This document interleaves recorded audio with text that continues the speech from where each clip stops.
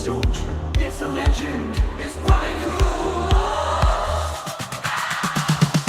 Kruse Control Show. Kruse Control Show. Kruse Control Show. Kruse Control Show.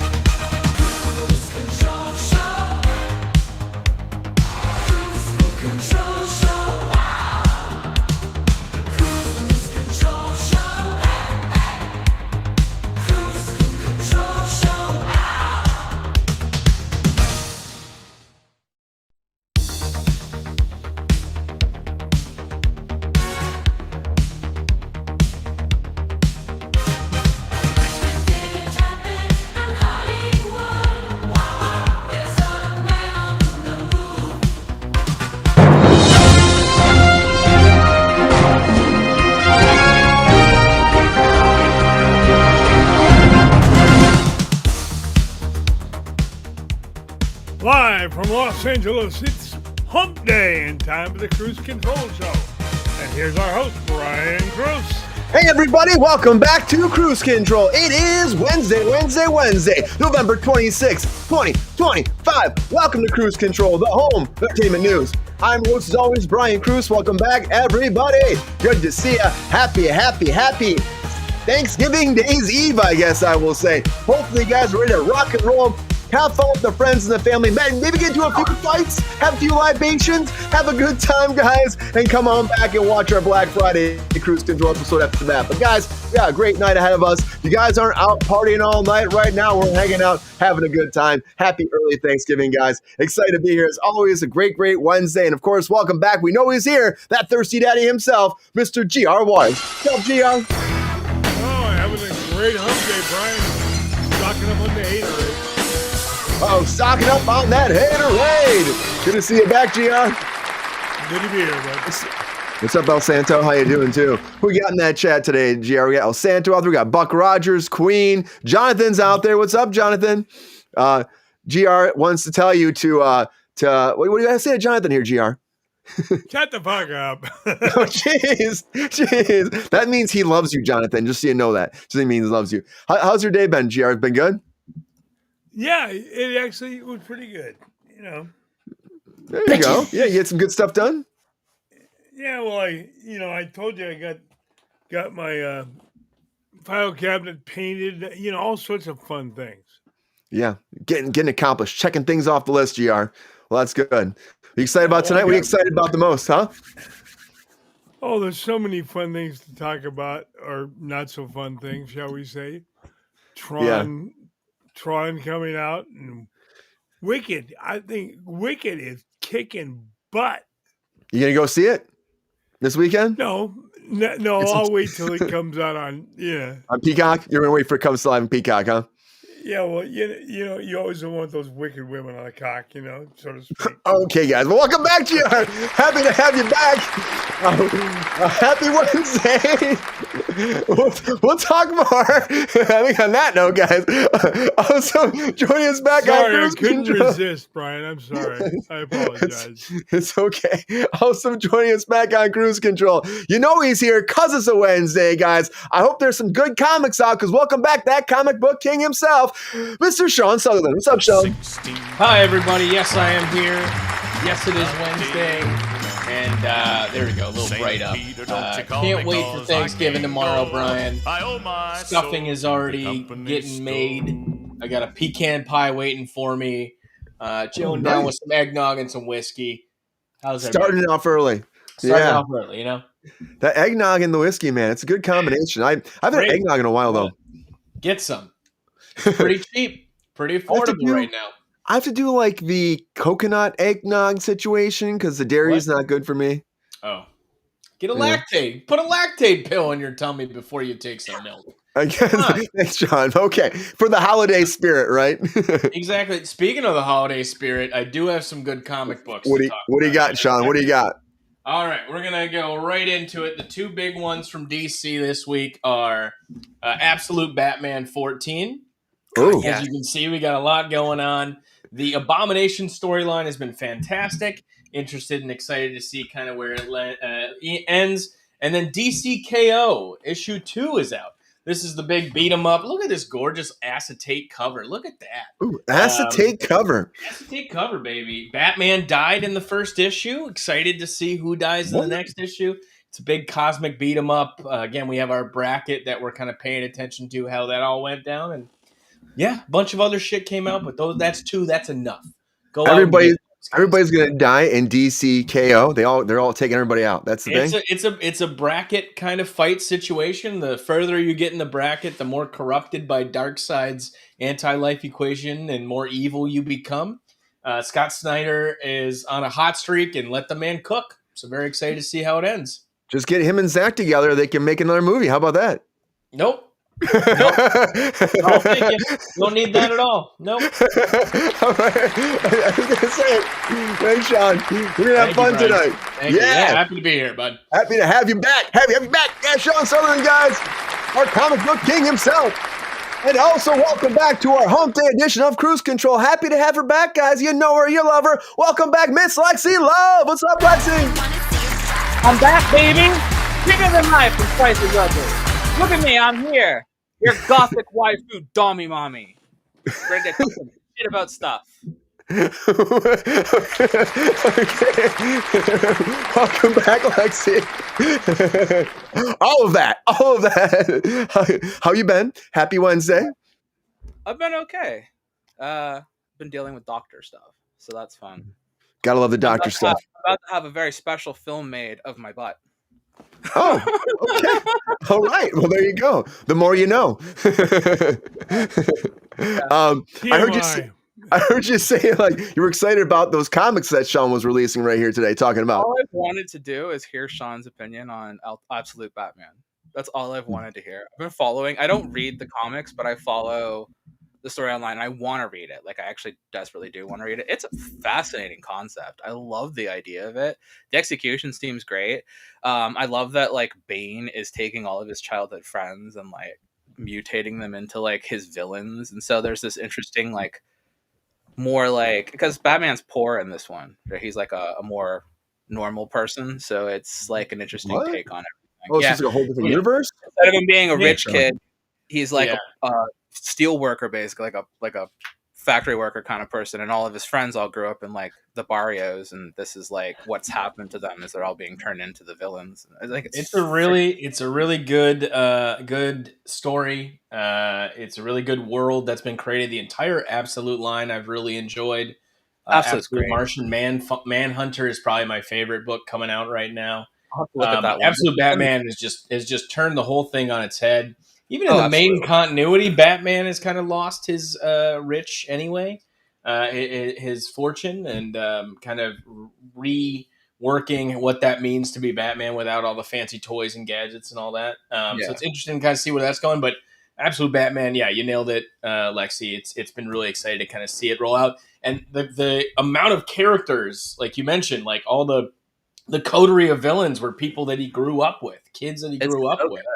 And we're not going to see the ramifications of Bane's actions for, couple dozen issues or something like that. I think Scott Snyder said on a recent interview he has like an outline and a plan for 104 issues, which is intense and insane. So I mean, will he get there? We'll see. I mean, I don't know. Bane has done some. I mean, even your traditional Batman villains. The stuff that Bane has done to make them into the villains is even more brutal and more ruthless than I could possibly comprehend. Like what he did to the Riddler, where he took the back of his head off and exposed his brain and took his eyes out of his head. Yeah, he's mutated the Penguin. The Penguin is a mutation. Like he's cut him up and he's basically done the Walrus too. Penguin and. Yeah, like every one of them, he's like brutally mutilating his friends. I'm like, this is amazing. It's one of the most. It's great. The art's fantastic. Battle axe, chest axe, like that's so cool. Yeah. And the 14 is the end of the Abomination storyline, so excited to see where we're going to talk about it. Yeah. Man, I don't know. I can't. By the way, I saw Cepeda Man is in here. Japanese Spider-Man. I have not gotten Marvel books in like 4 weeks. There's an issue with my store getting their Marvel subscriptions, so I can't talk Marvel at the moment. It's very sad. It's very sad. So did you try to burn the place down, Sean? No, I would never do that. No, we do not condone arson on Kruse Control. We do not condone arson here on Kruse Control. We It's definitely not do an not. arson-friendly A zone. little bit. Yeah. No. Well, I mean, that's I don't know. I don't know Nah, about son. that, so. That's just not for me. Do you want to take everything off the books? I mean, come on. Yeah, we don't want to do that, guys. But of course, the comic book stuff is everywhere, guys. There's so much happening. Happy to have you all here live on Kruse Control. It is Hump Day. It's going to be a fun day. We got to get into some more comic book news about Doomsday right off the top, guys. Let's talk about that.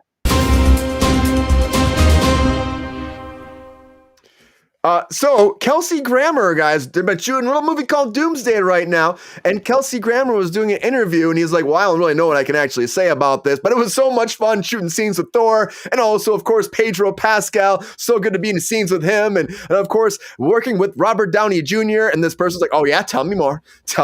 What else is going on? Tell me more. And then he's like, oh, you can tell, look at his face, like, maybe I shouldn't have said that. But there have been so many rumors going around the internet about what Doomsday is going to be about right now. Of course, coming out December 18, 2026. We still got a year. The first trailer is going to drop with Avatar, the story of fire and ash, whatever's coming out here in December. So like the first full trailer will drop during that. We'll find out more. But the fact that he's talking about Beast is being in all these scenes with, of course, all these different characters, like we figured it was going to happen, but I don't think he was supposed to do that. I think he was just super excited to be back in Marvel again. That's what it feels like to me. And of course, nobody tells these actors like what they're bringing them in because, of course, they're names to their franchise. They're going to do what they're going to do. Patrick Stewart's already been saying stuff like he said a long time ago that him and Ian McKellen were working together in an X-Men movie before this actually was coming. So we knew it was going to happen, guys. Are you shocked by this at all, anybody?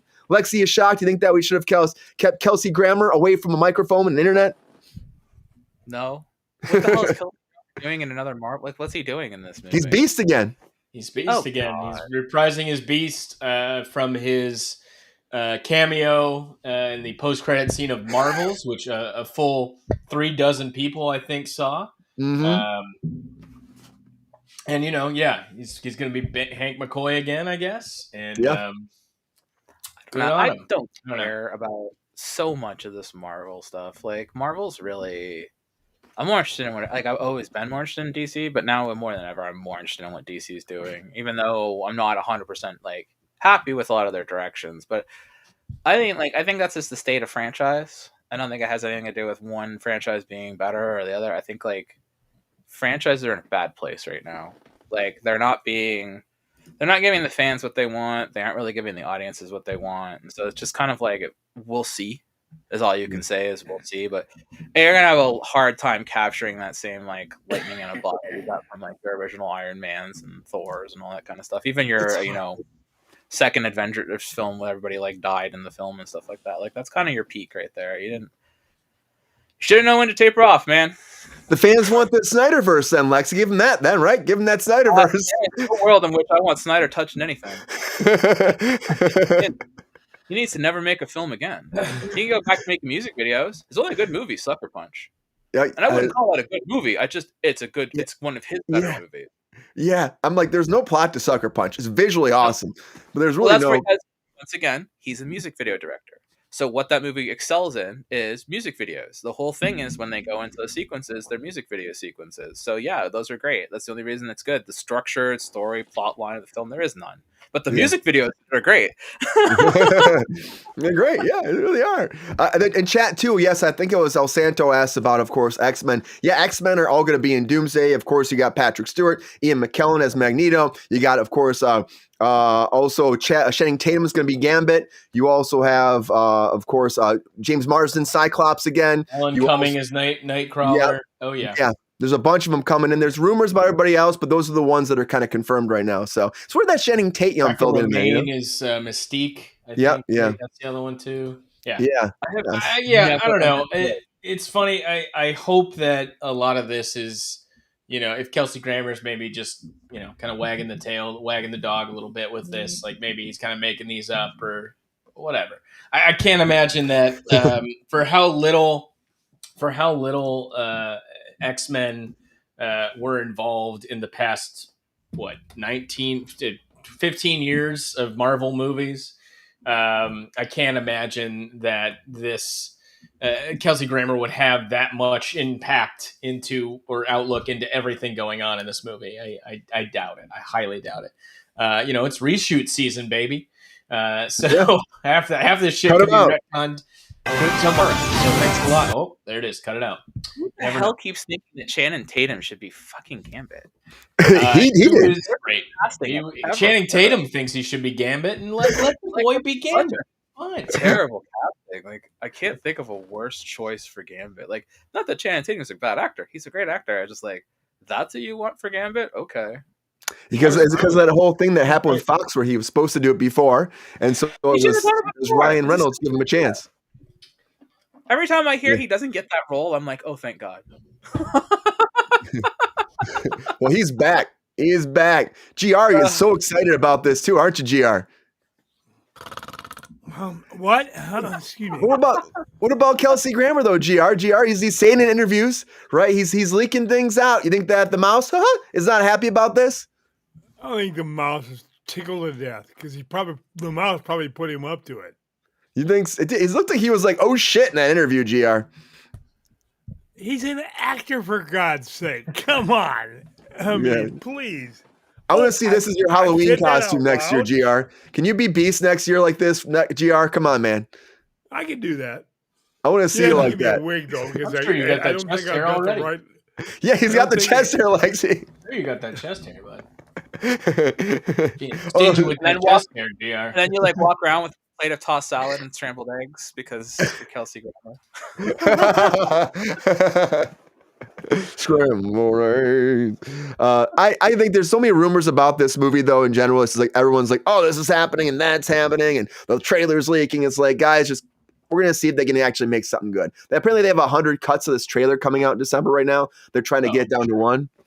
I'm sure. And I'm like, what are you guys thinking right now? I'd be happy if they released multiple trailers and it was like depending on what showing or what theater chain Avatar was at, you got a different cut or something. That'd be cool. That'd be cool. Just to do something to mess with people again. Like I don't know, man.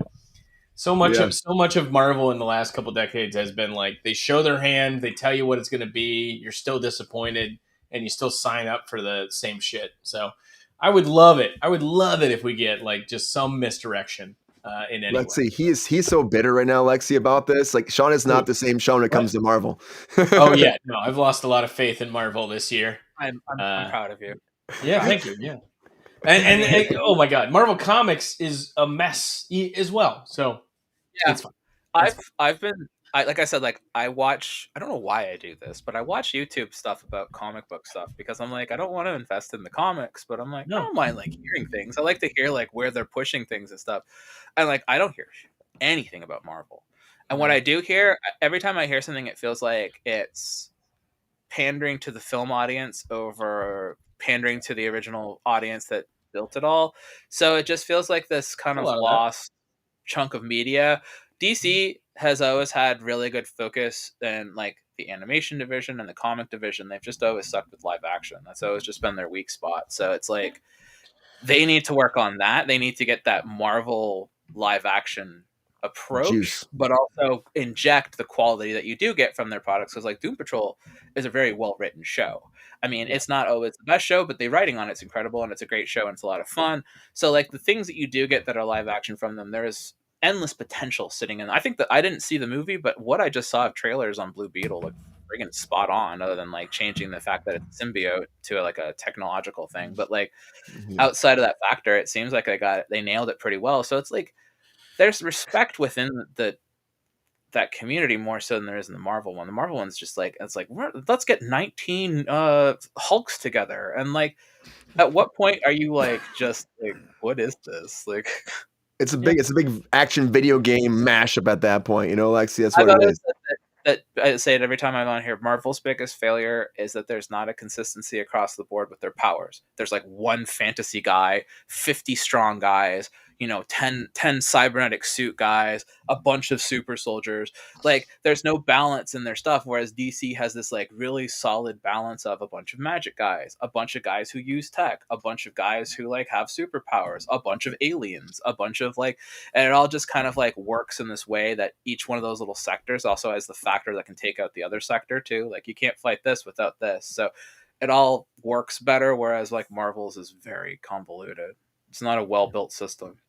I want it to be good though, Lexi. I want it to be good. I want Doomsday to be good. Yeah. There's a lot of context here. There's a lot of great people in it, but everybody wants to be good. Their fans are like, "Oh, I want my thing to be the best it can be." Yeah. Who doesn't want that? Blue Beetle. What do you think Blue Beetle was about? Blue Beetle was about, of course, the kid. His family. Yes, it's family. There we go. Thank you. No problem. They should do a proper Teen Titans film. That's what I want. Oh God, we are so far away from a Teen Titans. Like, how do you even approach that? We haven't introduced Robin yet. Like, give me. I know. It's coming. He's coming. He's coming. The Boy Wonder is coming. I love Robin. Robin's my favorite like DC hero. I've always liked him more than Batman. I've always been a big. We're going long tonight, Brian. I feel it in my bones. It's okay. It's okay, guys. I gotta tell you though, overall, I love you guys. I'm gonna say right now, the whole thing when it comes down to this is Kelsey Grammer is saying something that's happened before. Mark Ruffalo's done it. Tom Holland's done it. Every actor that's been in here, there's at least one time they've slipped something up. Is it that big of a leak? I don't think so. I guarantee we're gonna have X-Men and Avengers on the screen at the same time at some point, and it'll be the musical play. We'll have that great popcorn moment, and hopefully they don't ruin it. We'll see, guys. But a lot going on. Do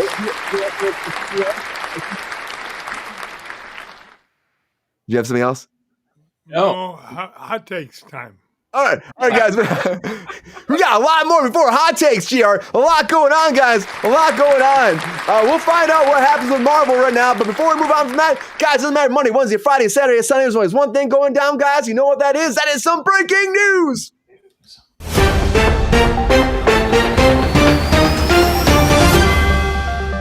All right, everybody. The very first thing I want to talk about is Wicked, guys, because Wicked is doing phenomenal. As GR said earlier, for a Monday, they broke all the November Monday records pretty much. They only didn't beat one movie, and that was, of course, Wicked 1. So, of course, that $14.7 million in 4,115 theaters, they actually beat that, of course, all the box office numbers for the most actually sold tickets on that day besides Wicked 1, guys. But it's doing great right now. Look at the numbers. They spent $150 million on that sequel. They've already made $223 million globally. So it's doing really good. I'm going to go check it out this weekend at some point. I'm working a lot, but I'm going to still check it out, guys. And I'm going to see if it's going to be like living up to the hype. But they say, another one might be coming, guys. We'll see. We'll have to wait and find out about that. But I don't think we'll get another one of these for at least 20 years. And that's Tron Ares, guys. Because Tron Ares, unfortunately, as we said, didn't do that great. And as Lexi and I had a conversation about this before on Kick It with Kruse, but this went down, and of course, it's already after 53 days going to streaming, guys. So not that long. They didn't really give it much time. Longer than I thought. Don't get me wrong, longer than I thought. They had a $220 million budget. They made $142 million worldwide. Now, that was bigger than I thought it would get. We can still do better on DVDs. If you're Jeff Bridges, you say it will do that. I don't know. We'll wait and find out, guys. But guys, yes, coming to DVD. And then 88 days later, of course, after going to theaters on January 6th, you can get it on digital. If you're still in the physical copies like Blu-rays, DVD, you can get it as well, too, on January 6th, guys. So, woo, yeah, I'm going to tell you, Tron Ares keeps coming. Like Tom Cruise doing those Mission Impossible movies, guys. And that one's also coming to streaming now. And this is great because Tom Cruise waits a long time. I was like, this is not done on streaming yet, but coming to Paramount Plus on December 4th, it made $598 million globally. One of the biggest box office successes for, again, Mission Impossible, but still not a massive success when it comes to other movies that make money at the box office. But still, Tom Cruise was happy with this. I mean, this is a swan song We'll have to wait and find out. Of course, Tom Cruise is always working deals. He's got that deal with WB, and WB's also working that deal for that merger, guys, looking to sell it off. And of course, the first round's done, and the second round has to be in on December 1st. Warner Brothers has 2 offers. The big ones on the table right now are really coming from, of course, Paramount, which we knew was going to happen. Paramount Skydance offering to buy the entire company, and Netflix and Comcast, I guess separately, they're both trying to get it too. Netflix and Comcast are looking to actually acquire WB's film and television studios, and of course, HBO Max. They don't want the streaming, they don't want the Discovery, they don't want that. They just want to get, of course, proper WB. But by December 1st, they have to get an offer in of actual how much money they're going to offer for all of it. And all the lawyers be scrambling right now to see if they can make it happen before the holiday, guys. This has been a crazy thing. And like with Saudi Arabia also been like putting their fingers in there, like we said last week. I hope they're not involved. Yeah, right. I know, Lexi. I was saying the same thing last week. I'm like, no, Saudis. You guys do your own thing. Leave WB alone. You know, the Animaniacs are locked away. They don't want that either. They don't want you to let them out. So let it be. Let it be. But I haven't heard a word about that since last week, but I have a feeling they might still be somehow involved. We'll find out December 1st when the actual offer is coming. GR keeps thinking that Disney's coming. The mouse hasn't said anything, GR. They haven't said anything, which is actually kind of surprising to me. The mouse is sneaky. The mouse. They get in there in little holes. Right, Sean? If the Warners break out in Saudi Arabia, is that a jihad? Yeah. Only on Thursdays. The Animaniacs could be huge in Dubai. I really think bringing them back would be huge, but I do not want to see that happen. I'm sorry. Yeah, I just want to see them stay away from this whole merger. No, Saudi Arabia, stay away and let's just let Paramount conquer the town because they're gonna do it anyways. Paramount's gonna win. One studio to rule them all. One studio to take our money and let AI take over. That's gonna be it, you know. So, God, it's getting too consolidated. It's a grim situation, guys, but at least we're getting a great comic book feature about Grimm on Netflix, guys, because Grimm is coming, and AI Go and also Miles Miller are coming in to create this, of course, series. Who did Wednesday, guys, to do Grimm over on Netflix. Now, Grimm is, again, pretty big adult animated, of course, series over there. Boom Studios horror fantasy comic book series by Stephanie Phillips and Flaviano. I probably said that maybe right, Flaviano. I think that sounds great, but I didn't say it right. Flaviano. It sounds cool, actually. I'm like, Flaviano. I gotta say it one more time. But it's all about this girl Jessica, who has no memory of her death or life before, but she's turning in. She's recruiting as Reaper, tasked for ferrying souls to the afterlife. And then, unlike her fellow Reapers out there, she doesn't know where she came from, doesn't remember anything. And then her searches for answers, pulling her deeper into the unseen architecture of the afterlife, revealing hidden forces, cosmic secrets, and her shocking personal connection to death itself. I have never heard of this before. And I know, like, with comics, I feel like Lexi or Sean, you probably maybe heard about this. And either of you have heard about this, Grimm? I've never heard of this. All right. Boom is a minor player in the comic game.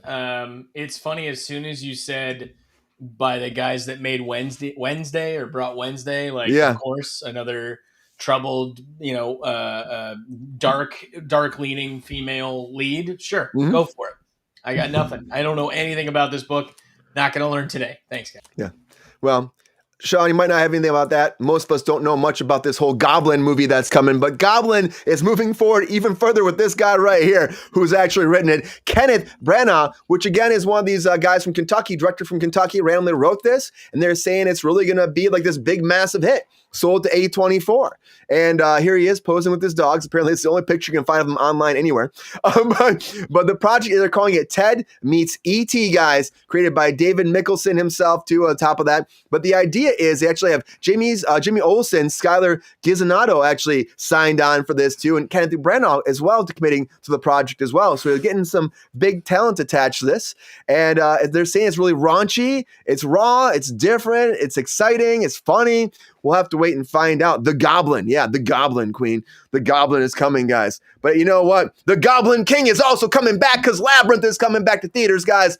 And going to that Goblin Town because, of course, I got to tell you, I love Labyrinth. You know what's funny? I'll be honest with you. I just recently watched Labyrinth all the way through for the first time this last year. And I'm like, where have you been my whole life? I think I've seen pieces, like bits and pieces as a kid. But when I found out Labyrinth 2 was happening, I'm like, you know what? I got to watch Labyrinth 1.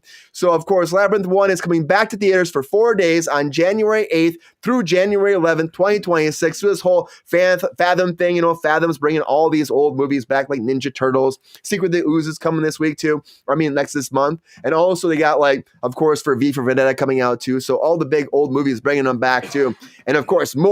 Labyrinth is coming. And again, the king kind of horror. And of course, that suspense, Stephen King has a new project coming forward as well. And Stephen King is developing an adaptation of Mr. Yummy. Mr. Yummy, guys, based off his short horror story from the 2015 collection of Bizarre and Bad Dreams.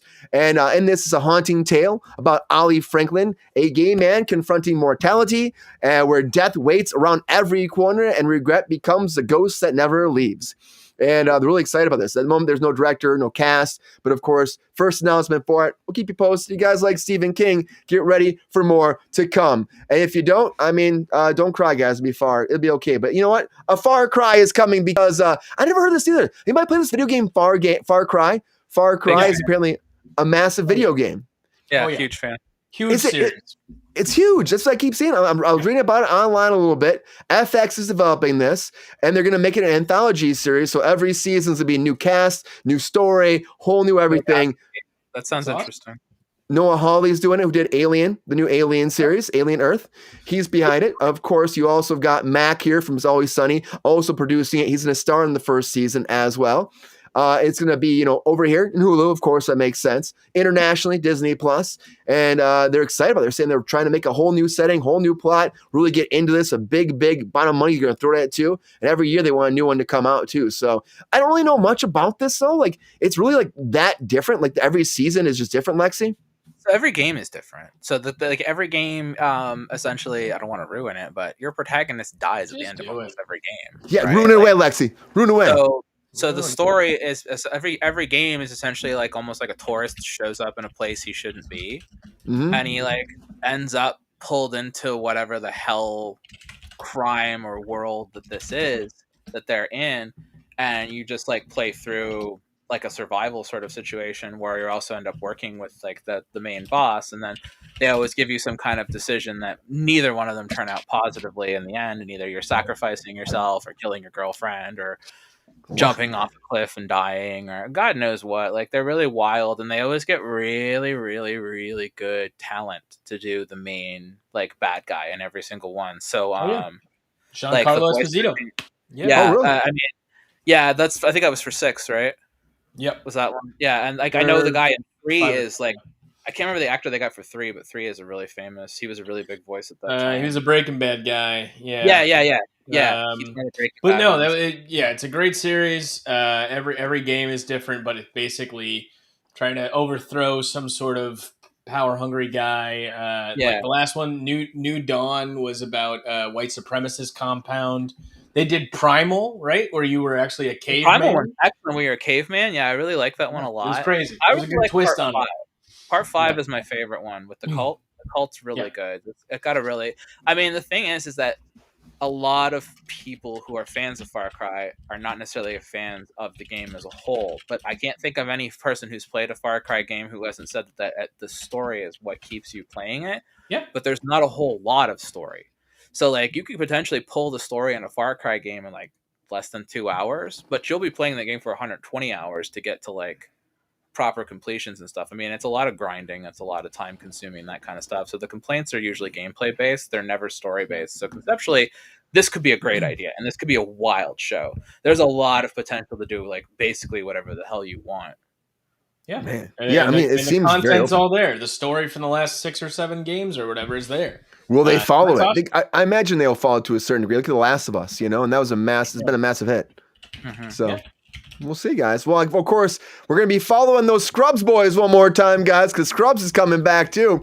and the first trailer came out, and the reboot after 15 years. Now, JD said goodbye to Sacred Heart back then. He had to go be closer to his son, but now he's coming back, guys. The whole team's coming back together, and of course, the new season's going to launch. You got Donald Faison coming back, Sarah Chalk coming back. Guys, everyone's Bill Lawrence here too. The creator of the original series is also back with this. They did have some drama where one of the other creators, original creators, was butting heads with him and ended up leaving. So I think they did like 3 episodes and then left. But of course, straight to order series coming out, guys. Get ready for more of this too. And it's going to actually follow Zach Braff's character, JD, and Christopher Turk Faison, who scrub it together one more time, going back to where they went before the Sacred Heart again. There's new interns, and their bromance is the same, they're saying, but that has stood the test of time. But of course, things are just different now. So February 25th on ABC, streaming on Hulu, you can check this out. And it did like 7 seasons over on like NBC, and then 2 more seasons over on ABC. So that's a lot of content right here, guys. I can show you that teaser if you guys want to see it fast. I'm a big dog, real talk, hurt cold, yeah, won't thaw. Big drop, stay drip with a bad. I'm back, baby. Do you know who those people are? No. Yeah, maybe try a different approach. Maybe a little bit more like Dr. Cox. Oh. Listen up, newbies. Really superstar there, Scooter. Leave Bambi alone. It's good to be back. Why are you standing like that? I don't know, I felt heroic. Oh, okay. Try it. Oh, that does feel heroic. I like it. Hey, he's standing like Superman. And that Superman comic, guys, woo, sold for $9 million. $9 million. This is crazy. Like, they found issue number 1 of Superman, 1939 issue. They introduced the Man of Steel up in like someone's attic. They just found it pristine, near pristine condition, and sold it for $9.12 million at auction by Heritage. Before that, the most sold before was for $5.3 million for, of course, the Superman before. But at $9 million, man, it makes me want to go start looking in some X, looking for some more comic books, guys. But a lot of breaking news there, buddy. A lot of breaking news. $9 million. A lot. It's like 9.1, 9.2 or something like that. It's crazy. Yeah. It's so much money. It was a great looking copy though. Like I'm very surprised that just lived in someone's I would attic. hope it's a good looking copy for $9 million. Right? You would think so, right? If someone's gonna fork out that kind of money, they must be like, yeah, I need that, you know? Like, not like. I mean, it ushered in a whole era. You know, it's one of the most famous first issues, or introductions of one of the most famous characters of all time. Of course. Is it the one, the Action Comics, where he's on the front with or is it the first Superman specifically? First Superman specifically. Yeah, it's like this guy. Yeah. How much right is here. the Action Comic one? The one I'm talking about, the iconic one where he's holding the car. How much is that? Oh, I do not know that one. I don't know. They did a couple reprints of that one. Come on, Sean. Where's the facts, man? I'm sorry. Like the most valuable comic ever at one point. I don't know if it is now. But like, now? it just goes to I'm gonna spoil my my hot takes joke here, but like it just goes to show you, like, mothers and grandmothers and they've just been shoving in attics, and we'll never know. Yep. You'll never know until you go up there. Giving them away. A lot of people are home for the holidays, for Thanksgiving and maybe Christmas. Go up in your attic. Just see what take you a got look up in the there. attic. See maybe there's $9 million laying around. You never know. What's in your attic, GR? What's in your attic, man? What you got up there? I haven't got one. Gotta have an attic first, otherwise. Yep. That shit goes right in the trash. Yeah, I was telling GR that my mother had original Thundercats in the attic, never taken out of the actual boxes. Since we were kids, she kept them up there. And when my cousins came to visit, and he stole them and sold them on eBay. What a piece! Yep, a lot of breaking news, everybody. Brian, remember I told you pretty the story. common. I had an edition of Superman 6, so it was a little later than that one. Yeah, I had all my comic books and baseball cards, 12 years worth, whole collection. Mom gave them away while I was in Vietnam. not cool, Mom. Yeah, that's rough. Yeah, well, GR, it wasn't meant to be. But you know what? I a lot of breaking news, everybody. I loved my mother, but I couldn't kill her when I found that out. A lot of breaking news. All right, gotta keep this going, guys. We got a lot to talk about, so now it's that time for those hot takes.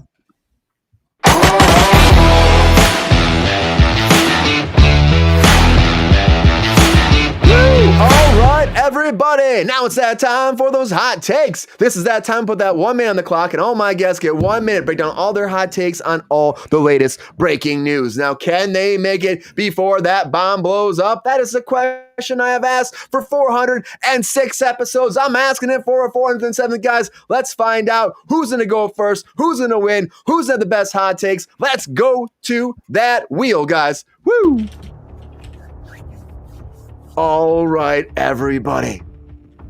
Who's going to go first? The suspense is here. It's real. No, thumbs up, iPhone. I'm not here for this. You never see it. We have the wheel now, Lexi. The wheel's real. I'm not here for this. Don't fear the wheel. It's too much pressure. Don't fear the wheel. Nice. Don't fear the wheel. It used to be a lot brighter and would give me epilepsy for a second. We keep changing the colors. This happened on a Friday. So this is okay, right? Yeah. It's still kind of bright. Spin that wheel. Let's see who's going first. I have no control on the wheel. I'm touching no buttons. Yeah.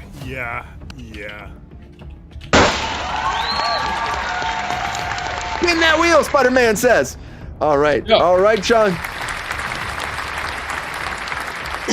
Here we go, Sean. How you feeling about this today? Feeling great. Some eggnog went down the wrong pipe, so my voice kind of sucks right now. So let's just get through it. All right, man. You're good. It's gonna be okay, man. I believe in you. It's gonna be okay. All right. Yes. Okay. Always happy to go first. Let's do it, bud. Okay. Without further ado, hot takes in 3, 2, and 1. Hot takes. Wicked was always going to clean up. The first one was great. There's no reason to expect that this one isn't going to be better. It's the end of the fucking story, so you know it's going to be great. Tron Ares. Is this the end of Jared Leto? I hope so. Mission Impossible streaming. End of an era. Now we just wait for the fan cut that strings all the times Tom Cruise should have died together. WB buyout. I already threw my joke about Animaniacs killing in Dubai, so I'm going to leave that one. Grim. Again, know nothing about this, but talk about staying in your lane. Way to go, Wednesday, guys. The Goblin. I feel like we already made this. It sounds a lot like Paul. That sucked. I don't know. Labyrinth. Who doesn't want to see David Bowie swirl some glass balls in the big screen? Sign me up. Front row. Sounds like a new Stephen King project. Sounds like a soy sauce brand. Either way, I'm going to watch the shit out of it. Far Cry series, huge potential. Already talked about that. You know Danny DeVito's going to get in there somehow.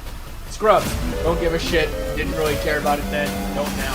And Superman, always learn from this. There's always money in the banana attic. All right. Great hot take, Sean.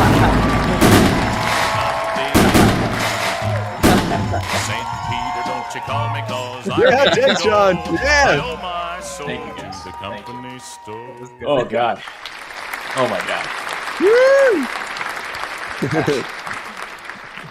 How you feeling about that, Sean? You feeling good? I feel all right. You know, as all right as half a glass of eggnog and whiskey can make me feel. So, yeah.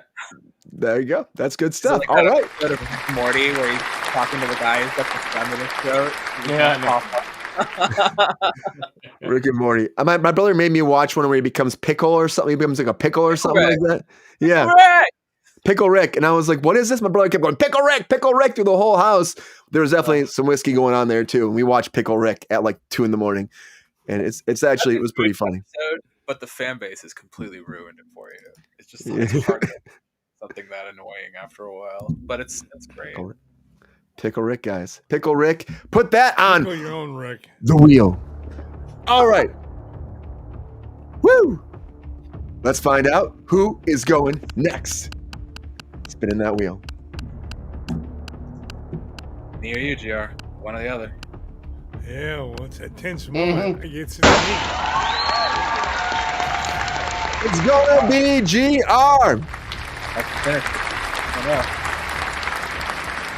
All right, GR.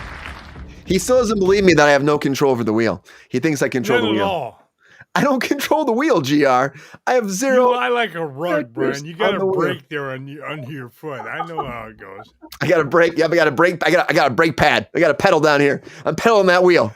I'm actually It's pumping digitally it. based, but it's still like a rusty lever that he has. He's like, Let me get this wheel right here. Let me get this wheel. All right, GR. rusty lever by wire. Like, Nah. Come on, Peppy, you got my back, right? Oh, damn it, Peppy. All right. With further ado, GR, hot takes in 3, 2, 1. Hot takes. Yeah, Wicked's living up to its name in the box office. It's wicked bad. Tron Ares, not zooming in, it's more like staggering in. Mission Impossible on Paramount, I can't wait because I love Tom's work. WB buyout, I still think the mouse is going to sneak in there. He wants some of that cheese. Grimm, never read it, never heard about it, but it sounds really interesting. Goblin, hard pass on that piece of trash.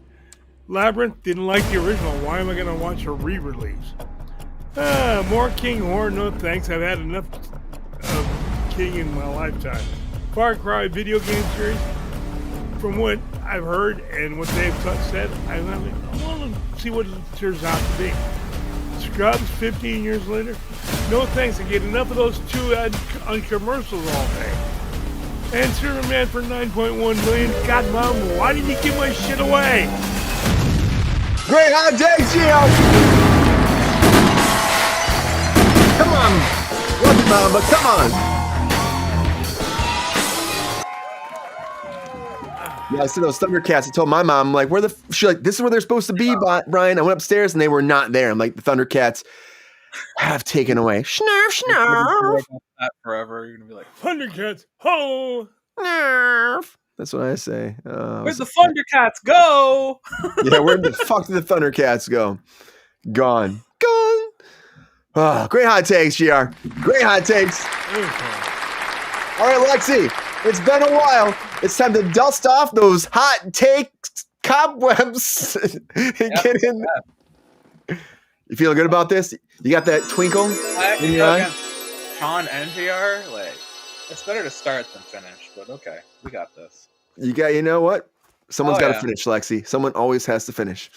I'm usually the one. Without further ado, hot takes in 3, 2, 1. Hot takes. Wicked is doing great. Go take your date.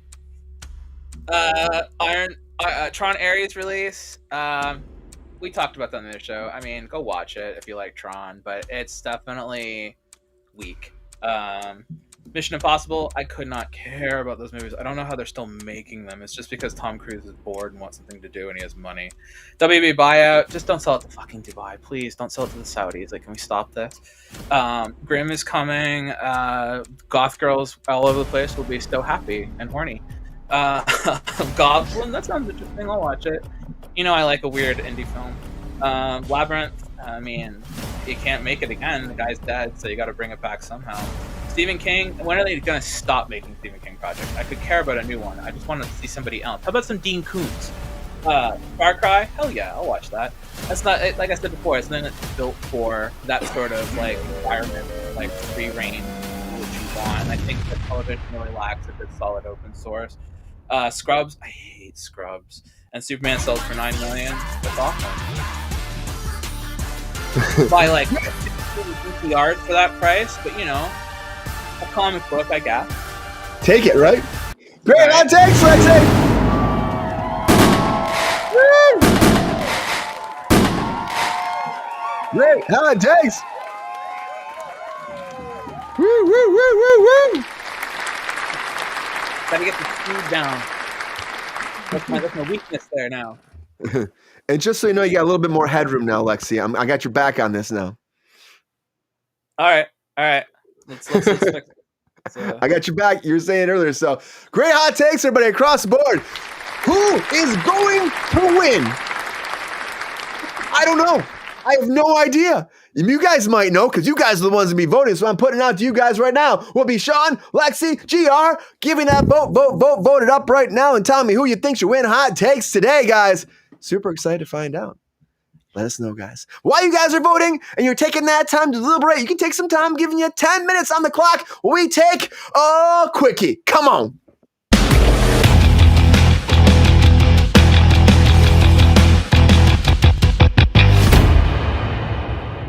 All right, guys, it is time for a quickie. This is that time, put that 10 minutes on the clock, and we actually break down those breaking news topics, a little bit more of a discussion piece. Having a good time today. Happy hump day. Let's get into it right now. Now, we've gone through a lot of stuff already, I would say, so we can ease through this already. We've talked about a lot about that far away. Far away? Yeah, far away.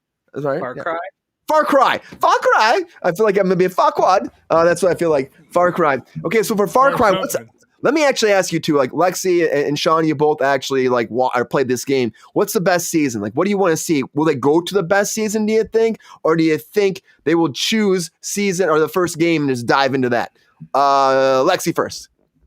Well, I'd like to see them progressively fall. Like, if you're a fan of the series, then it would be nice to see them, at least do the first 6 games proper, if that's your goal. However, like I said before, they're fairly open source in their content that you don't have to follow anything strictly. I mean, I think like the emphasis needs to be on, typically it is a white tourist that goes to a place they really shouldn't be, and like their experience being integrated into a world they don't belong in, and then because they don't belong there, they're eventually like offed. So even though they think that they're becoming part of something, they're not. You know what I mean? Also, those gyrocopter helicopters, I want to see those in the show. That's a thing they have? Yeah, in the game they have these like little like chairs that are gyroscopters and like helicopters, and they seem to be in like every game. They don't seem to be in just like one or the other. They seem to kind of be like a trademark of the game series. It's a pretty consistent means of conveyance. Yeah. For how large they make some of the islands in the game, yeah, it makes sense. I think the smartest thing they're doing. Go ahead, sorry. What's the one that has the Asian guy as the main bad guy? He's like the blonde-haired Asian guy. Was that 4 or 2? I can't remember because I know 3 is definitely. 4. I don't think it's 3. Was the guy from Breaking Bad? Yeah, that one I really want to see. Or what? Was it Aaron Paul? He was. No. And this is going to sound really stupid. I think it's the guy who played in the very first season. He dies, isn't it? Is that the guy? No. Hold on. I got Google. Have you guys heard of this? I know.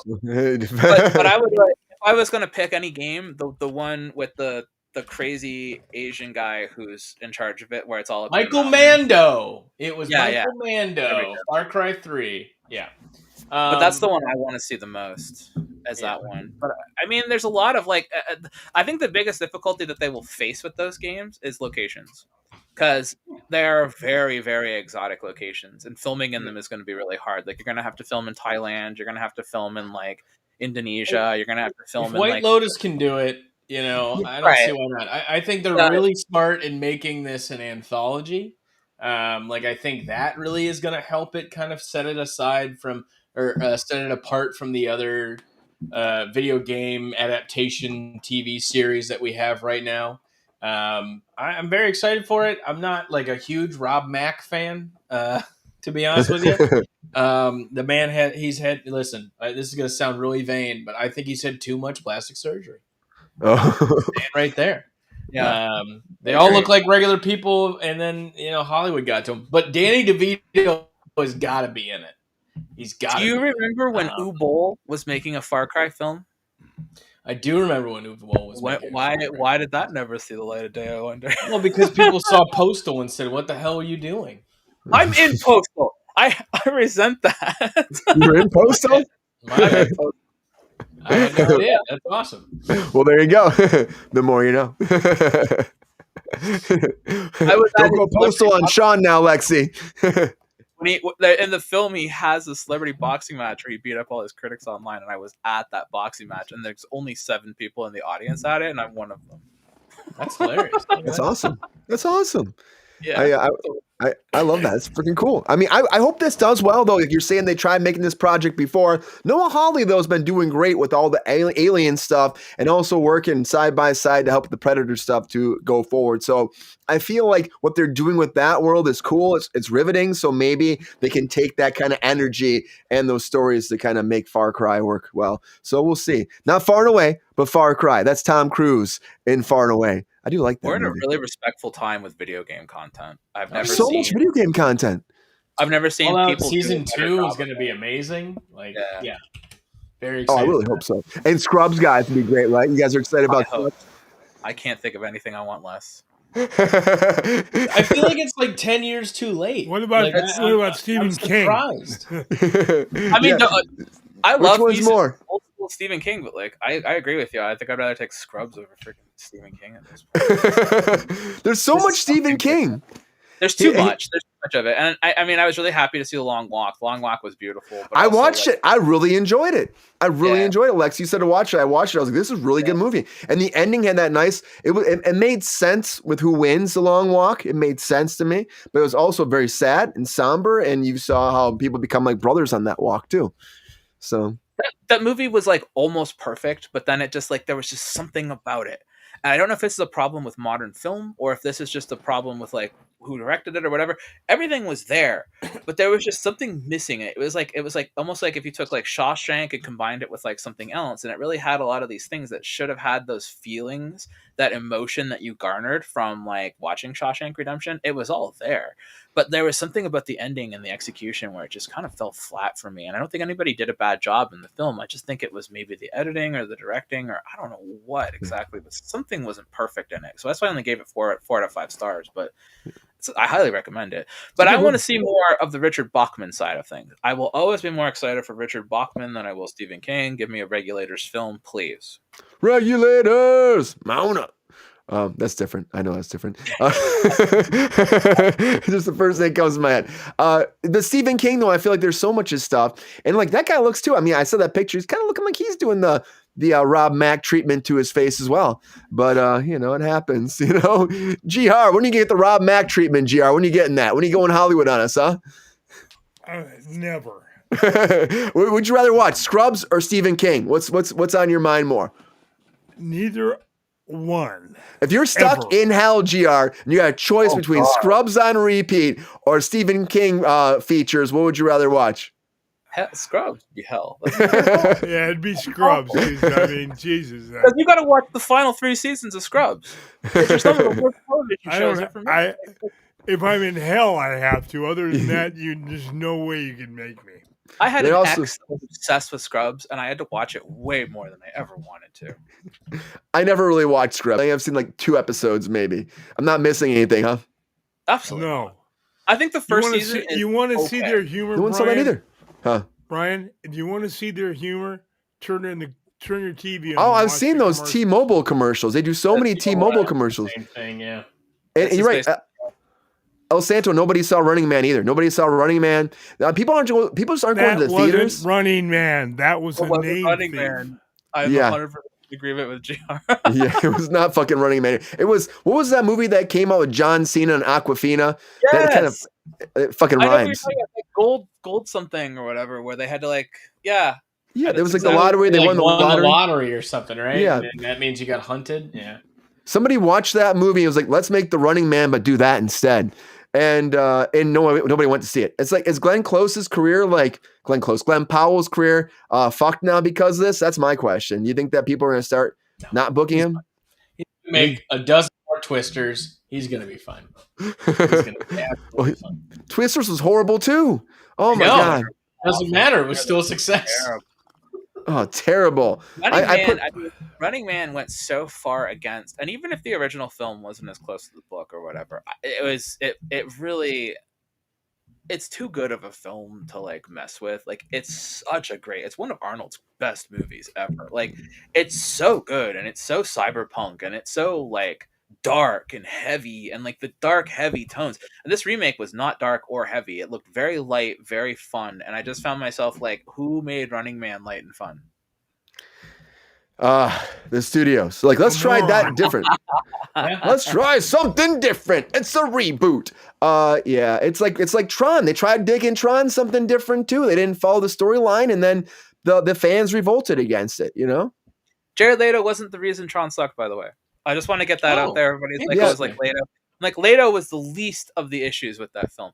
Like, literally, like, as a matter of fact, he was too big of a star for that movie, and they should have gotten a lesser star for that role because he was too good for the role he was given. And I'm not, like, sitting here defending Leto. I'm just like, Leto's a phenomenal character. I'm glad you're not. If they want to hate on this movie because it's, like, him, I'm like, that's fine. I'm like, but he wasn't the issue. There was What was plenty the of other- issue then in your eyes? What was the problem with it? Oh god, I The spent 2 plot hours sucked. talking. Don't you The dare plot- say the music. The Go plot on, was sorry. the music was great. The plot was had a lot of issues. I was very confused about where the guy comes into it, who's the bad guy, and his mother. I was like confused about them. They acted like I should know who they were. I didn't know who they were, and I'm a huge Tron fan.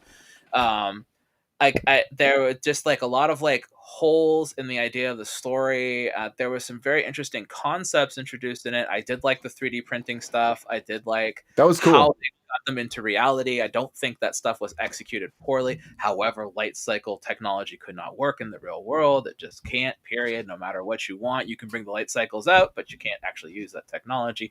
Regardless of that, like, you're just nitpicking at that point, because the fight sequences were excellent. Everything looked great. Nothing was like, it was just a very, very bad story. And the fact that they went against so much of the first two films in this film in some sort of strange way, like, it feels like you're not supposed to think the second film even happened, and then it ends with, by the way, remember the second film? We're bringing all that stuff. So it feels like the fourth film instead of the third film in a series of films where you missed your third film and you have no idea where it is, and you're like, well, this is really confusing. And so the fact that they ignored so much of part two and part two's concept, because part two was about how what he did in the first film was expanded on, and that world grew into its own little entity and became what it was.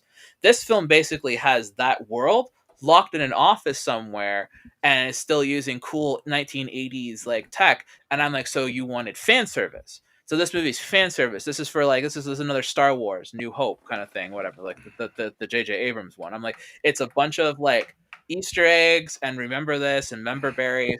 And a film series that never does that. A series that has consistency and growth and development of its story and concepts and ideas. And so this felt very much against what everything has been in those films up to this point.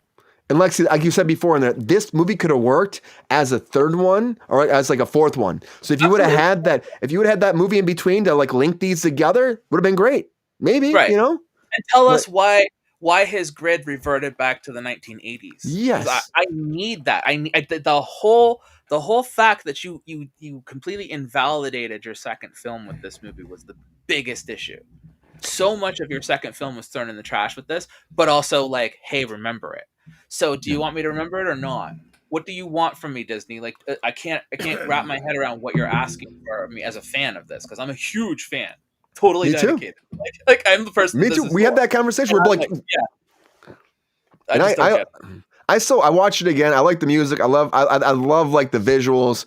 It just we're missing a movie. We're missing a movie, and it's unfortunate because I don't think another one will come. Maybe 20 years if we're lucky. If we get another one, so I feel like they might just really put this back in the vault.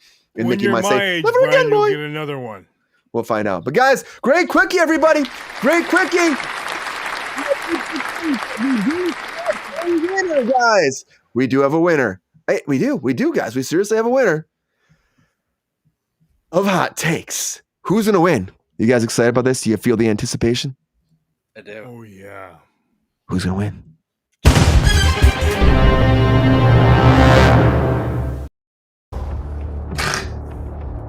Easy, GR. All right, everybody. You have voted, and you have spoken. We do have a winner of Hot Takes. Who will it be? Will it be GR Waters, the Thirsty Daddy? Possibly, but not likely. Miss Lexi Love? Sean Sutherland? Who will it be? And our winner of Hot Takes is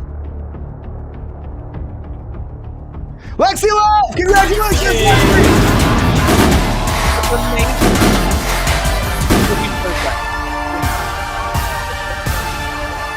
Was it what I said about Wayne?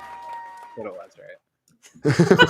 What's what you said about what? Don't worry about it. Don't worry what I said. I hear it. Congratulations. What do I get? What's my prize? That's it. There we go. Oh, Dinner in a movie with Pep Star, but he's gonna make you pay. I'm sorry, that's what he does. Wow. It's Like, like, that's what I do. Peppy, you gotta pay sometimes, man. You gotta pay. You gotta pay, man. Delegate. He doesn't want to do it though. Anyways, guys. That's my line, Peppy. Nah, son. That's just hey, not man, for he's gonna me. do what he's gonna do. You know. That's great. Anyways, guys, great hot takes. Great hot takes. Across the board. All right, guys, we gotta keep this ship a moving. A lot going on as always, and one thing happening, of course, we're getting more of those Exorcist movies, guys. It is happening. They can't stop. They will not stop. And honestly, we got Scarlett Johansson coming in, starring in this. Can we talk about that?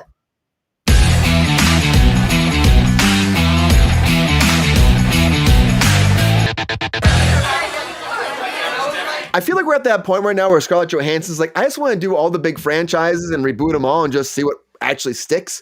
I mean, I like Scarlett Johansson, don't get me wrong, but I mean, you did the Jurassic World Rebirth, which is getting a sequel, so yay for her, she's getting that. Movie was not the best movie. It was fun. It was a fun dinosaur movie, but still, it was a better Jurassic Park 3. It was a better Jurassic Park 3, GR. That's what I would still say, too. Well, and it made a lot of money. Worse.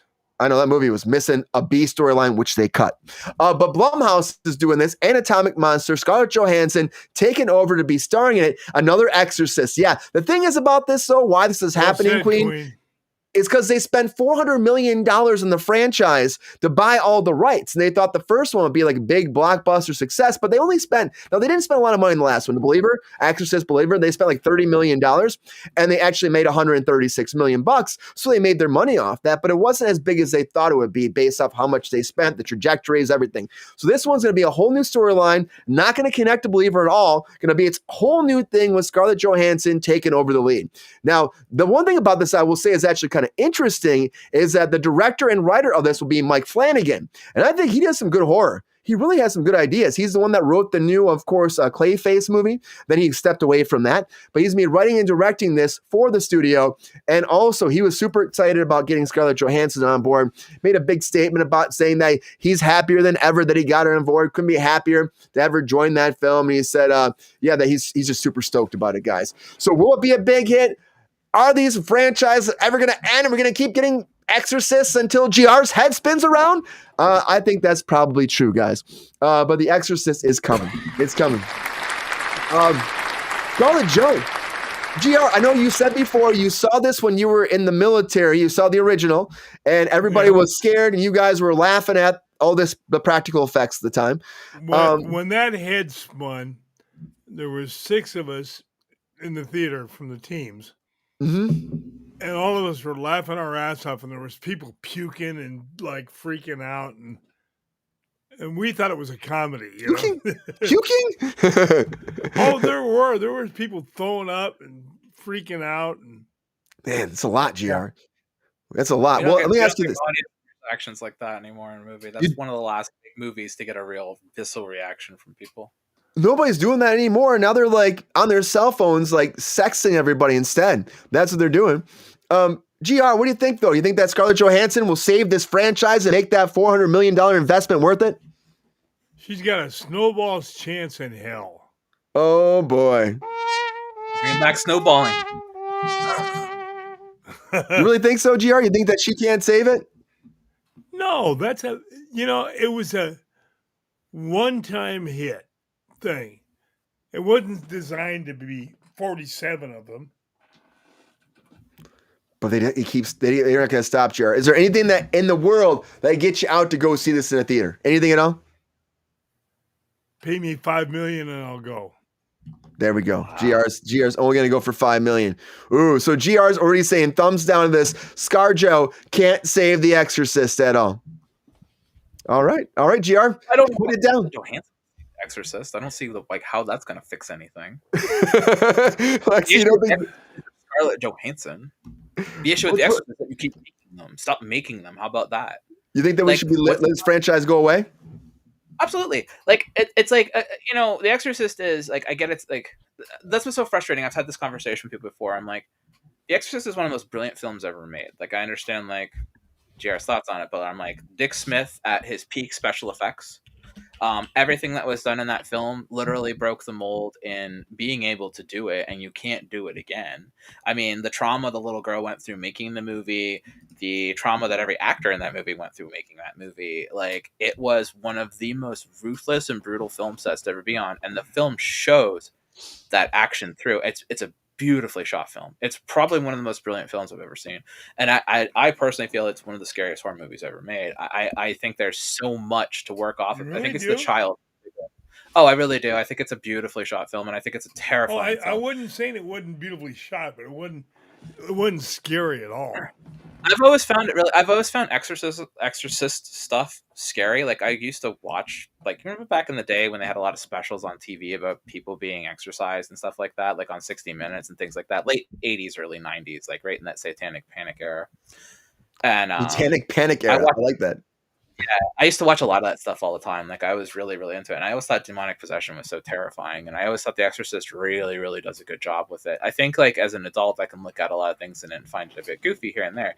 But I don't know. You'll never find an on-screen performance from a little girl quite like that ever again. And it's a truly incredible performance. And the scene with the crucifix, the whole 9 yards. So my thing to that is, if you're going to make Schindler's List, does Schindler's List need 6 other movies? No, Schindler's List is a drama. You know, you looked at it, you said, this is a beautiful singular piece of film. It's a dramatic piece. The simple basic fact that The Exorcist owns the label of horror. Somebody somewhere says, we can make 6 more of these. But horror movies have just as much ability to be single serving, incredibly well done, dramatic pieces that also have a very strong horror element. And we don't need sequels to every horror film, or in every horror film doesn't translate to the ability for that, because some horror films are just single serving stories, and the original Exorcist is one of the most, like, perfect films. You don't need to make more of it. It deserved awards, it deserves praise, it deserves to be regarded and looked at in film school, it deserves to be studied. It doesn't deserve a shitty sequel that came. It doesn't deserve. Why don't you believe her, Lexi? Come on, believe in it. I mean, whatever that third movie is, that people like the third one, but the third one was like a completely different horror movie, and then they went in and grabbed the franchise and slapped it on at the last second and threw some Exorcist stuff in it to try to bring it all together. Make it work. I mean, the fact that so much disrespect has occurred to something so deserving of respect since its inception has always broken me. It's the one film series that I look at where I'm like, I've never seen anything that needs franchising less, and they will obsessively keep giving us franchise. The only other Exorcist film that I really liked was that Exorcist Beginnings with the hyena scene. You know what I'm talking about with the hyena? I didn't see that one. Hyenas. That one, there was like a scene. Well, it takes place, I think, in like Africa or something like that. Like, it's not in America. So there's like this scene. Making it work. There's like, let's just do whatever. Well, I think it's supposed to be the area where Pazuzu came from, right? So it's supposed to be like, hey, like, this is what was going on before they brought that thing to America, kind of thing. And I think that was the whole. I was not necessarily mad at that, but also, like, we didn't need it. It doesn't need to be there. Like, of all the things to try to, like, mess with over and over, like, this is one. You know what franchise they've kind of let sit, and I wouldn't say no to them bringing another one back. Friday the 13th. That's okay. We could bring another Jason movie back. I'm totally here to watch another Jason. It's a new era in horror right now, though. Like, I understand. I'm surprised, like, Scarlett. Yeah, well, I don't know. They spent $400 million on it. I'm surprised that she's not, like, joining the next, like, Conjuring movie, right? Like, why The Exorcist? I agree with you, Lexi. It doesn't make sense. She's hungry for an IP at this time. Like, Jurassic Park didn't sate it. It was terrible, whatever you want to say about it. But well, Scarlett Johansson should maybe go back to doing independent dramatic work, because that's where her best work always was. Ghost World. I don't think she's getting that. I don't think she's getting that action anymore, though. I mean, she was good in Asteroid City. She's good in that. I mean, Scarlett Johansson is a great actress, but I think that the idea that she moved into this like franchise oriented, like, I really feel like Scarlett Johansson's career fell apart right at the time of Lucy. Lucy was where it was all, and it was already heading to unraveling. And then you sure wasn't Colin Jost? No, Sorry, Colin. Actually, I really no, Brian. I think you're onto something there. I think Colin Jost is probably to be blamed for a lot of things wrong. COVID. Sorry, Oh, jeez. Yeah, blame it COVID. I like that one. Guys, Where all was Colin Colin's fault. Jost? You Fucking never saw Colin. them together in the same. It could have been him. Someone You called never me know. Colin Jost the other day when I was on TikTok. I'm like, I'm not Colin Jost. No. Anyways, Sean, See the hair. If I just see the hair, hold on. hey, Yeah, maybe. hey. Sean, you were saying like, okay, you were getting into this. You said no Exorcist. I want to give you a chance getting here too. So no Exorcist. Do you think that they should scrap that? Because they spent $400 million on this franchise. They spent. They're like, well, we got to make more. The money's right? already spent. We're gonna get something, even if it's a piece of shit. And then they'll just say, "Oh, it was a loss," and then take the insurance profits out of it. Right? That's a WB move right there. Hey, man. Gotta learn from For the Zaz, I mouse. guess. Yeah, they both love that. It's disappointing. I'm with Lexi, man. I don't know why we need this. I am very much a believer and said like it's okay to let things be one thing. It's okay to let it be, something that you held near and dear to your house. Not everything needs a reboot. Not everything needs a new fresh take on it. Let some new stories come about. Let some new creators come about. I'm just very surprised, especially with what all the news about Last Rites and the Conjuring franchise as a whole. Like, There's so many of those coming, that Sean. way. I'm very surprised. Yeah, They got Sean, I'm the shocked. prequel. You want Hollywood to get creative? I would like them to try something. Yeah, it's like, hey, we've kicked a can down the left way all the time, and that's buttered our bread. In another news, you're really excited about the sequel of Citizen Kane, right? Yeah. Can't wait for that. Maybe we'll get another Island of Dr. Moreau. I don't fucking know. Yeah, right. I mean, the fact that they're doing like random movies we're talking about the other day, like the Man from Rio, which I'm like, I've never even heard of this French film. We're doing a reboot with that with Sydney Sweeney. Now I'm just like, okay, I guess so. We're just getting down to the bottom of the barrel and grabbing anything we can and rebooting it. And it's just Amadeus sequel. We're gonna make that too. Amadeus Part 2. Oh yeah, I mean, Anaconda comes out in December. You ready for that Anaconda with Jack Black and Paul Rudd? That actually looks good. I hate Anaconda. That's Jacob's movie. Jacob is obsessed with that. I can see Jacob liking that movie. You're like, gonna when I love saw that. this, I was You're like- gonna love it, honey, because it's gonna wrap you up. Oh, GR. Oh, GR. He was Whoa. waiting for that one. He had that ready, rolled up, ready to go. Oh, Sorry, I I boy. just couldn't resist.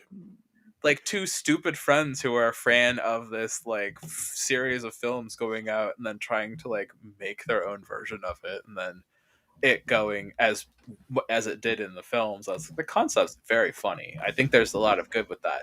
But you know what? I like concepts like that, but I like them to be executed more seriously, if that makes sense. Like, I'm not going to like the slapstick aspects that are going to come into this film. I would really like it if it started out really funny and really like silly, and then when the Anaconda stuff started happening, it got very serious. That'd be good. Like, it wasn't a joke anymore. That'd be a much better film.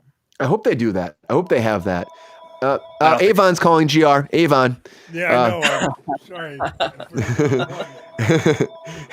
I'm more excited for Anaconda than I am damn Exorcist. I know. I don't even think- like I was like, and I knew this was coming, but I'm also like, why?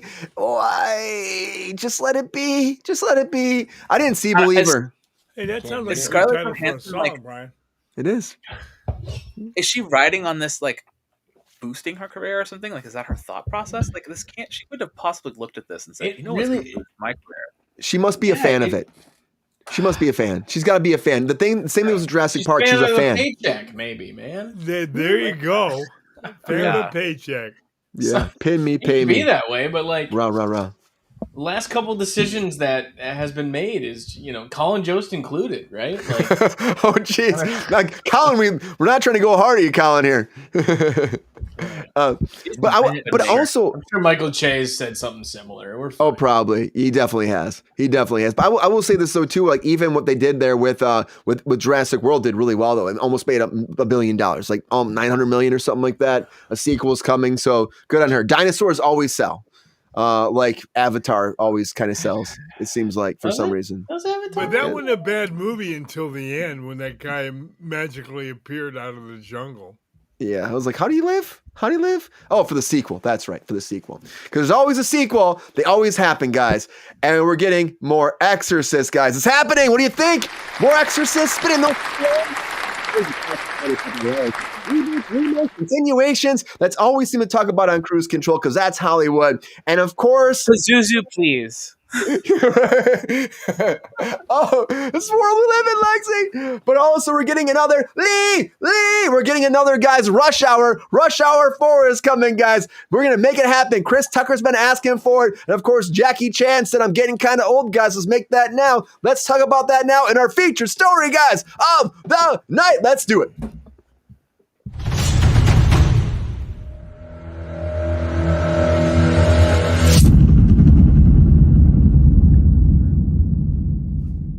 So guys, Brett Ratner's coming back. Now that's a weird thing to say out loud. After like 10 years, Brett Ratner is coming back. And yep. After all the allegations, the lawsuits, dropping the case, and also Jackie Chan's coming back. Chris Tucker's coming back. Rush Hour 4 is happening. Hollywood is giving Brett Ratner one more go. And of course, that crew is coming back together. Now, regardless of all that happened with Brett Ratner, for me personally, I'm like, making a Rush Hour 4, I'm totally fine with it. I think it's very problematic to bring Brett Ratner back. I'm like, you don't really need Brett Ratner. Anybody can direct this. Give a new director a chance. You got the best talent here right now. These guys are funny guys. They're fucking hilarious. Like I was saying before, it's like, Lee! He's like chasing. What was that, Lexi? I think it's a problem working with Jackie Chan.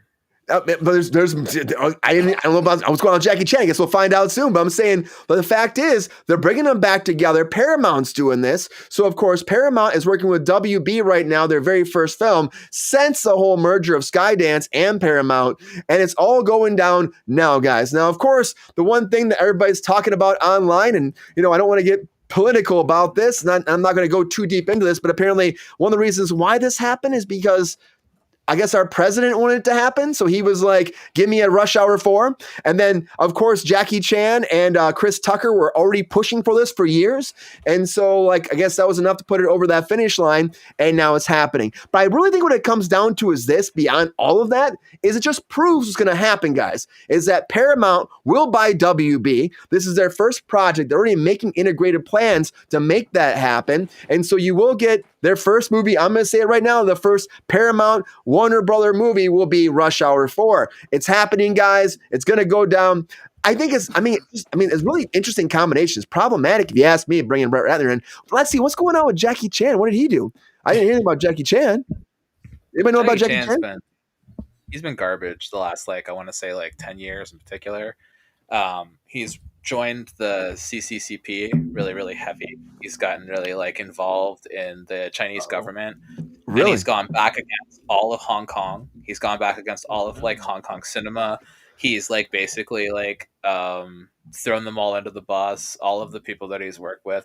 The way he's treating his children is pretty disgusting too. I mean, that was always kind of something that was talked about behind the scenes, not open, but now it's an open secret. I think he has a trans kid that's also an issue, or she's a lesbian at least, which is creating all kinds. He's basically disowned that one. He's been just very, very, and the people who work with him and grew up with him and are close to him in that area are what the hell are you doing? There's been just endless issues. So him doing that, this film is also probably very much catering to the Chinese market in particular, and it will be not in the good fun way, but in the we have to cater to the CCCP kind of way. Oh no, please don't say that. No, I was a huge Jackie Chan fan, Graham, and I always thought he was a really sweet person. And to find out that he's not a good person was actually heartbreaking, and it's been really hard to process that over the years because I didn't want to believe it. But the more I see, the more I'm like, man, you are such a piece. But also you combine that with what you just said about the director, and I'm just who is making this movie? And then when you brought in Trump, I was like, well, now it makes more sense. Well, just for the record, Chinese are not CCCP. That's Russia. Russia? Chinese. What is it? Chinese Excuse communist. me, CCCP, Brian. Remember when the You're adding series an extra started C, and buddy. the satellite was in the desert and you guys didn't know what it You're was? fine. Oh yeah. Okay. That's Well, all. I'm saying CCCP is Russian. What's the Chinese then? GR? What's that? CCP? No, it's a whole different Chinese Communist Party. I don't know these things as much. I'm not as worldly, guys, sometimes with this stuff. I should be, but I'm not. The CCCP is the Russian. You're adding Communist an Party. extra C. That's it. That's all that's happening. Everything's fine. Okay.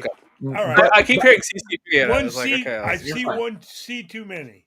But I will say this though too. It's like the fact is, it doesn't matter who's pushing for. I'm just like, why are we? I mean, I still like I like the first 3 movies. I actually had fun with the first 3 movies.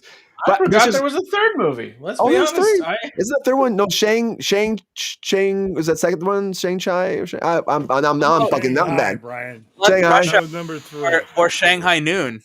Yes, that's what it is. That's what it is. I'm getting it all up, guys. Man, this is. But you know the thing is, like, there's all these powers pushing for it. All I think is the powers are pushing for Paramount WB. Now, if you want to see these guys together on screen or not, this is all this means to me. It's like it's gonna happen. Like when I see this, I'm like, okay, everybody wants it to happen.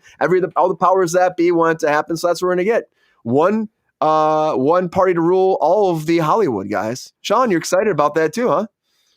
No. Not at all. Again, this is like I feel like I'm recycling my own joke here from Scrubs. Like this is about 10 years too late as well. Like why now? What are we doing?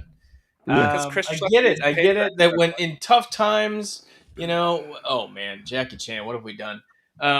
It's in tough times, it's easy to kind of fall back on things that made you happy, nostalgic, whatever. There's a whole reason why I'm still listening to music, when I was a teenager and all that kind of shit. But like, man, who's the Gen Z kids screaming for the Rush Hour 4 right now? What is it? Is there a crossover with K-pop Demon Hunter in the works? Oh, maybe. What else are we doing here? Is that the whole? Is K-pop Demon Hunter the bad guy in Rush Hour 4? I don't even. How does Scarlett Johansson get into this movie? That's really what we need to be asking. She's gonna find a way. What is Chris Tucker up to that he's been waiting for this forever? Surely the man can do anything else. No, I think he's a preacher. Is he a preacher now? I'm being told no. He can't do anything else. He basically quit acting to be a preacher. Is that what it was? Something like that. If Clips can come back from that, so can Chris Tucker. All right. Yeah. Well, my rap fans out there. I don't know who Clips is. GR, who's Clips? The only thing I want to see Chris Tucker come back for is friggin' another Fifth Element. Oh, I would see that. Bruce Willis, though. No, we don't need another Fifth Element. What are you talking about, Lexi? It's a big story. It's lovely. It's over. Make it the 6th element. Do something different. Okay, 6th element. You got me there, GR. Well, can this, regardless of of this even happening, who's pushing it, whatever, you know what I mean? Can it make money? With all the problems we're talking about, even though you see how we're already getting fired up about everybody that's involved with it, just like a conversation we're having, can it make money, or will enough people be enough fired about one person or the other that it bombs? What do you think? Question. Yeah. Did that new Beverly Hills Cop, did that make money? No. Or do well enough? No. Because if that couldn't do well, then there's no way this is going to do well. That's all I want to say. And I wanted to watch that. I started it. I watched the opening sequence and I turned it off and I was going to come back to it. But that tells you I wasn't, I guess, that riveted. And Joseph Gordon-Levitt's in there. I love Joe. But I still need to finish watching it. Maybe one day. It's no Premium Rush, his best movie. It's a great one. Him on the bicycle.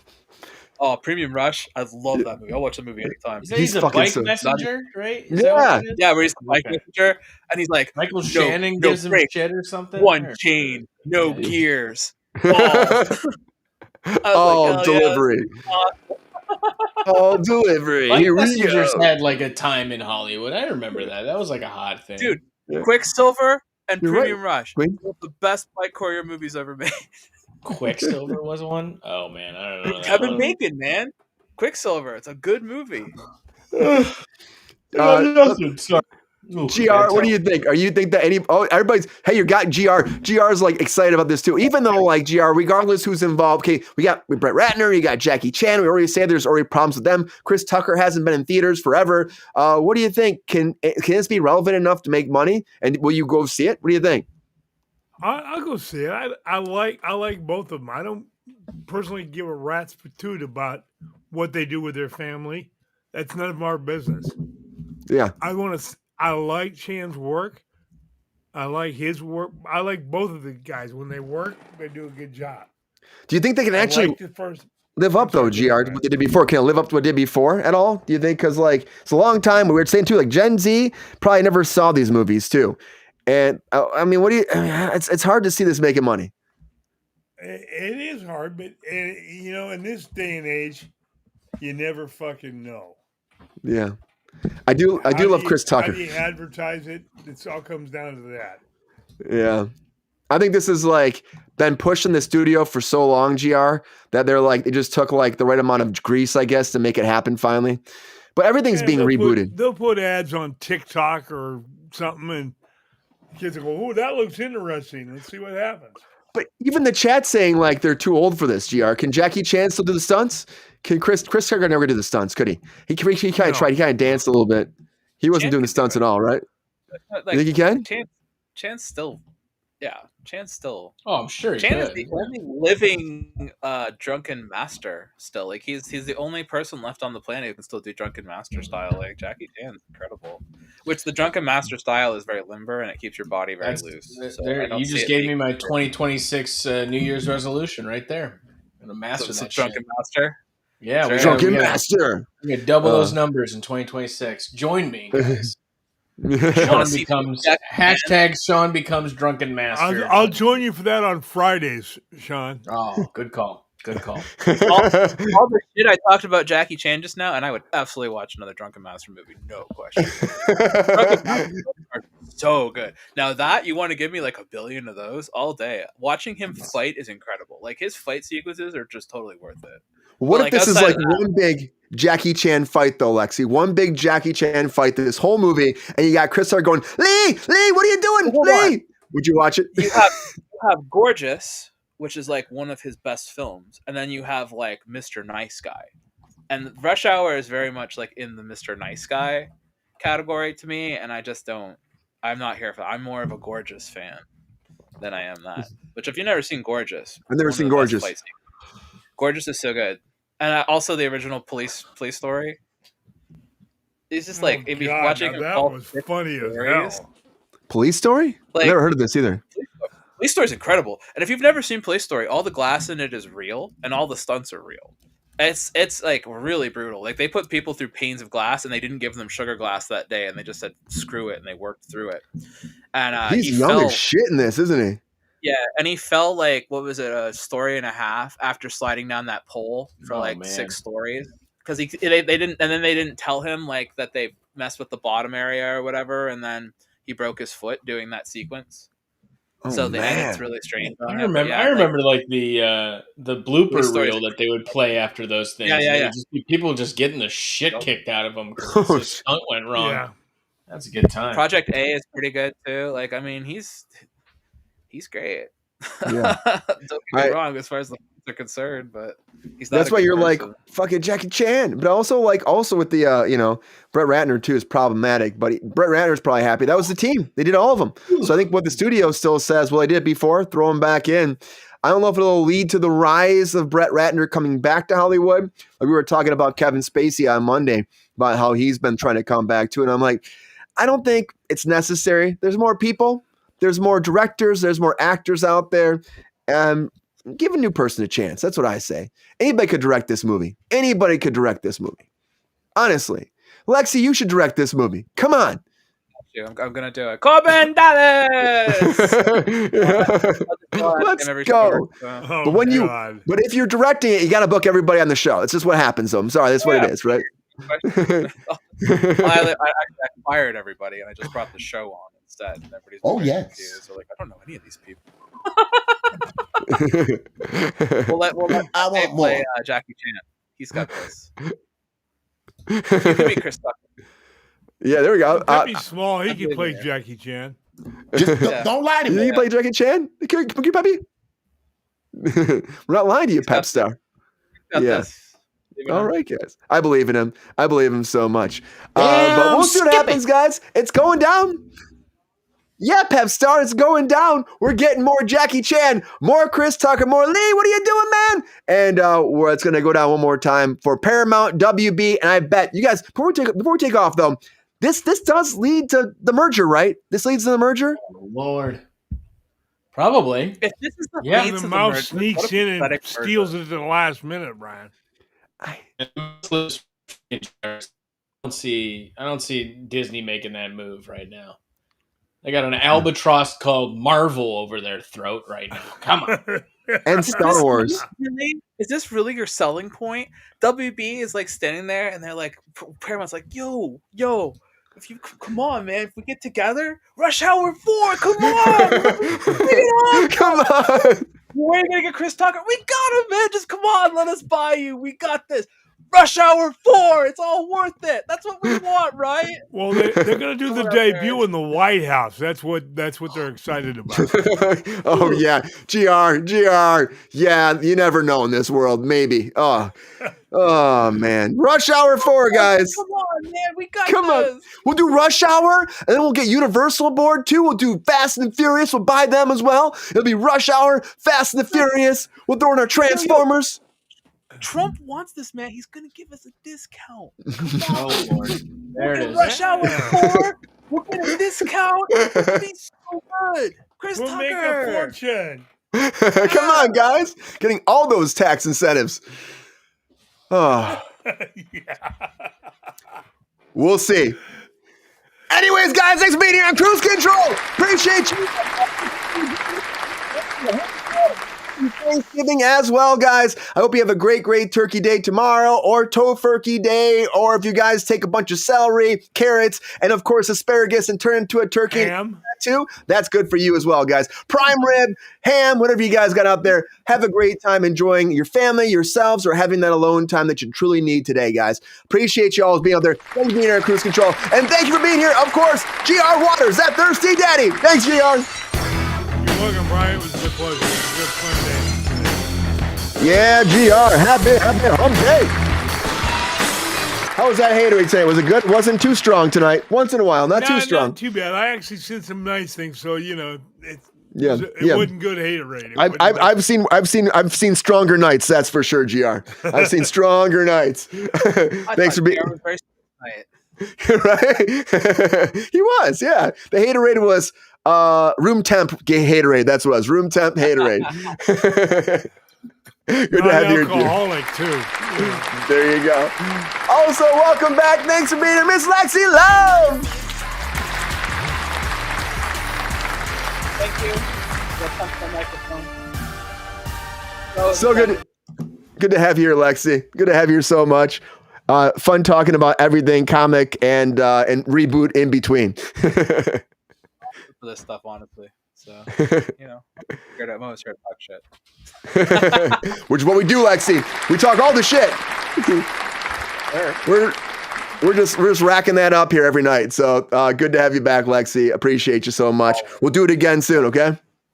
Look forward to it. All right. Thanks for being here, Lexi. Also, thank you, our comic book king himself, Mr. Sean Sutherland. Thanks, Sean. What a blast. What a blast. Thank you, Brian. Thank you, GR. Lexi, lovely to have you back here. It's been a long time. Super excited to have this one. So thank you, guys. Happy Thanksgiving to everybody. Treat yourself to a pecan pie, but not mine. All right. Don't take Sean's. Pie? Won't you friggin' touch my pecan pie? Oh, Lexi already left. All right. I think she's still there, but I think she froze. But she's here. Oh, all right. Oh, wait, she's gone. She might be refreshing. But yeah. Is it pecan or pecan? Pecan pie, man. Pecan pie. Or pecan. Take your choice. Don't touch my pecan pie. GR, I'm looking at you, bud. I'm more of a pumpkin pie guy. Anyway, so you can keep it. Yeah. Awesome. I'm more of a pumpkin pie guy. I don't know. I'm working all day tomorrow, so. But there's never a lemon meringue at Thanksgiving. Heck yeah.